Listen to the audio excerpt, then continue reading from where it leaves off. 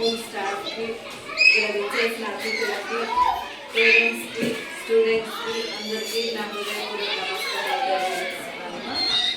ముఖ్యంగా ఈ mega parents and teachers meeting యొక్క ముఖ్య ఉద్దేశం ఏమంటే పేరెంట్స్ని కూడా స్కూల్లో పిల్లలతో ఇన్వాల్వ్ చేయాలి. స్కూల్లో ఏం జరుగుతుంది అనేది పేరెంట్స్ కూడా తెలియాలి. పిల్లలు ఎలా చదువుతున్నారు అనే విషయము పేరెంట్స్కి తెలియాలి అనేది స్కూల్తో ఒక బాండింగ్ ఏర్పరచడానికి ఈ పేరెంట్స్ అండ్ టీచర్స్ మీటింగ్ ఏర్పాటు చేయడం జరిగింది. ఇంకా ముఖ్యంగా తల్లికి వందనం పథకం అందరికీ వచ్చింది కదమ్మా. తల్లికి వందనం పథకము ఇంట్లో ఒకరుంటే ఒకరు, ఇద్దరుంటే ఇద్దరికి, ముగ్గురుంటే ముగ్గురికి, అందరికీ కూడా పిల్లలు ఎంతమంది ఉంటే పిల్లలందరూ కూడా బాగా చదువుకోవాలి అనే ఉద్దేశంతో మన ముఖ్యమంత్రి చంద్రబాబు నాయుడు గారు, ఉప ముఖ్యమంత్రి పవన్ కళ్యాణ్ గారు, మన ఎడ్యుకేషన్ మినిస్టరు లోకేష్ గారు పిల్లలందరికీ కూడా తల్లికి వందనం పథకం అందజేయాలి అనే ఉద్దేశంతో ఈ పథకాన్ని ఇంట్లో పిల్లలు ఎంతమంది ఉంటే అంతమందికి అందజేస్తున్నారమ్మా. ఎందుకంటే పిల్లలు ఒకరే ఇంట్లో ఒకరుంటే ఒకరే కాదు, పిల్లలు ఎంతమంది ఉంటే అందరూ బాగా చదువుకోవాలి అనే ఉద్దేశంతో పిల్లలందరికీ కూడా ఈ తల్లికి వందనం పథకం అందజేస్తున్నారు. ముఖ్యంగా ఈ తల్లికి వందనం పథకము తల్లి అకౌంట్లోనే వేస్తున్నారు. ఎందుకంటే తల్లి అయితే పిల్లల్ని బాగా సంరక్షిస్తుంది, ఆ డబ్బులు పిల్లలకే వాడుతుంది, ఏదన్నా ప్రయోజనం కోసమే ఆ డబ్బులు ఉపయోగిస్తుంది, పిల్లల చదువు కోసమే ఉపయోగిస్తుంది అనే ఉద్దేశంతో తల్లికి ప్రాముఖ్యతనిచ్చి ఈ పథకాన్ని తల్లి అకౌంట్లోనే వేయడము జరిగిందనమాట. తల్లికి వందనం పథకం అందజేసినందుకు మనము ముఖ్యమంత్రి చంద్రబాబు నాయుడు గారికి, మన ఎడ్యుకేషన్ మినిస్టర్ లోకేష్ గారికి మనందరి తరఫున కూడా మనము కృతజ్ఞతలు తెలియజేస్తున్నాం అన్నమాట.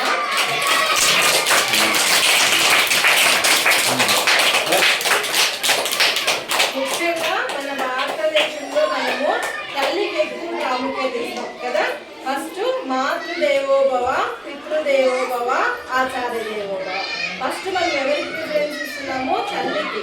తల్లి అంటే మనకు దేవుడితో సమానం అన్నమాట కదా. తల్లి తర్వాతే ఎవరైనా, ఫస్ట్ మనం ఎవరికి ప్రిఫరెన్స్ ఇస్తామో మన అమ్మకే ప్రిఫరెన్స్ ఇస్తాం అన్నమాట.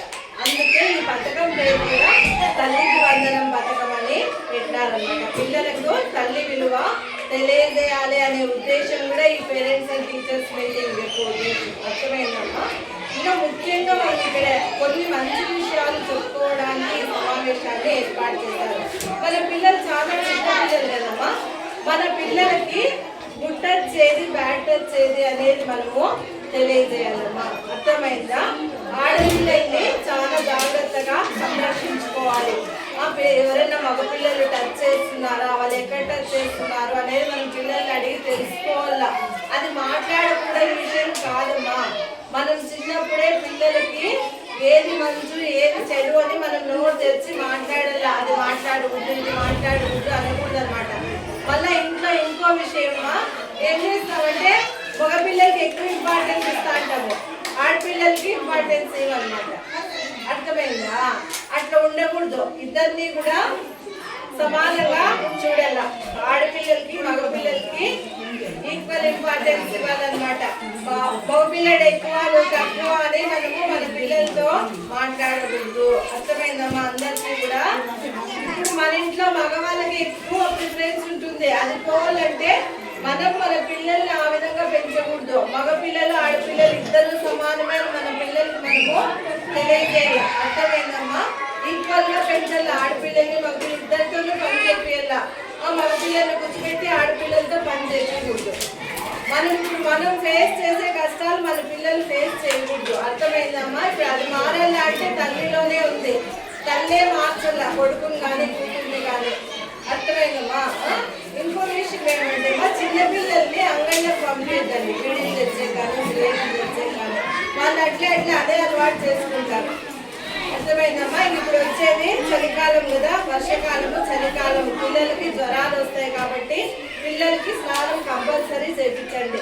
స్నానం చేయకుండా స్కూల్కి పంపించద్దండి. కంపల్సరీ స్నానం చేయించి పంపేయండి. ఫుడ్ తినే ముందు చేతులు కట్టుకునేది అలవాటు చేయండి. ఇవన్నీ చిన్న చిన్న విషయాలే కానీ మనకి ఎక్కువగా ఉపయోగపడే విషయాలు. ఫుడ్ తినే ముందు కంపల్సరీ హ్యాండ్ వాష్ చేసుకోండి. అర్థమైందమ్మా? వేడి నీళ్ళు కాచి వేడి నీళ్ళు చల్లార్చి నీళ్ళు తాపండి మా పిల్లలకి. దాని ద్వారా జ్వరాలు కానీ వేరే డిసీజ్ కానీ రాకుండా ఉంటాయి. తర్వాత సాయంకాలం కూడా 1 గంట సేపు పిల్లలతో కూర్చోండి మా. మీరు పగులలో మీ పనే చేసుకుంటూ అంటారు కదా, కానీ సాయంకాలం 1 గంట సేపు మనం మన పిల్లల కోసం అనుకుంటున్నాం.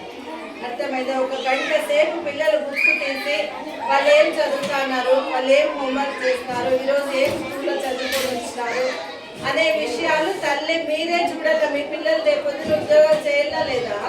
ఇప్పుడు చూడండి, సారు మేడం ఇద్దరు టీచర్స్.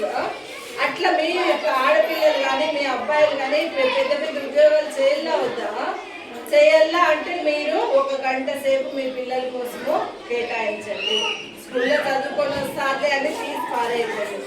స్కూల్లో చదివిస్తారు సారు మేడము, కానీ మనం ఇంటికి వచ్చినాక మన పిల్లలతో మనము 1 అవర్ స్పెండ్ చేస్తున్నామా లేదా, మనం టీవీ చూస్తున్నామా, ఆ టైం కట్ చేసేయండి. టీవీ చూసే కట్ చేసి మన పిల్లల కోసం మనము గడుపుదాము. మంచి విషయమే కదమ్మా అది. కాబట్టి ఇది ప్రతి ఒక్కరు మనసులో పెట్టుకోండి. సాయంకాలం 1వ క్లాస్ పిల్లలైనా 2వ ఎవరైనా ఎల్కేజీ పిల్లలైనా ఈఎం దగ్గర పోయే పిల్లలైనా కూడా ఏమో ఏబిసిడి నేర్పించి పంపిస్తుంది. మీరు అడగండి ఏం నేర్చుకున్నారు అని. అర్థమైందమ్మా? ఈ విధంగా మన పిల్లల్ని మనము ఇంప్రూవ్ చేసుకున్నాము. అందరికి అర్థమైంది. ఇంకా ఏమైనా డౌట్ ఉంటే కూడా మీరు సార్ ఈరోజు అడగచ్చు.